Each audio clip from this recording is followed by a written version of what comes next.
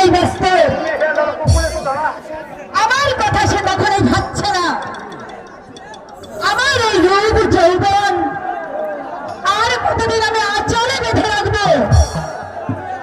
আমি যে আর সইতে পারছি না, কিছুতেই সইতে পারছি না।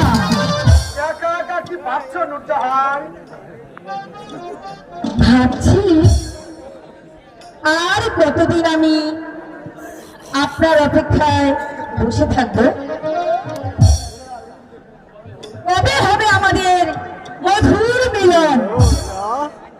সেই শুভ সংবাদ দিতেই তো আমি তোমার কাছে ছুটে এসেছি। সত্যি বলছেন? সত্যি নূরজাহান। কি সেই সুসংবাদ? আগামীকাল প্রকাশ্যে রাজপথে হামিদকে গুলি করে হত্যা করা হবে।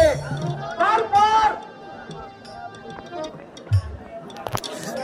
তোমার পিতা তোমাকে আমার হাতে তুলে দেবেন। সত্যি? আপনি সত্যি কথা বলছেন? শুধু তাই নয় নূরজাহান, বস্ত্রও তিনি আমার হাতে তুলে দেবেন। তিনি চলে যাবে পবিত্র মক্কায়, আর আমি হব এই মসজিদের নবাব। আর তুমি হবে আমার বেগম।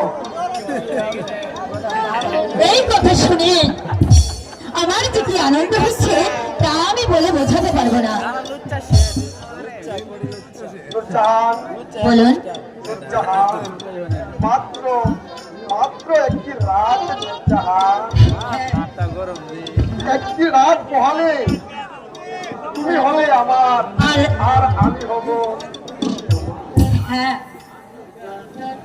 হ্যাঁ, আকাশের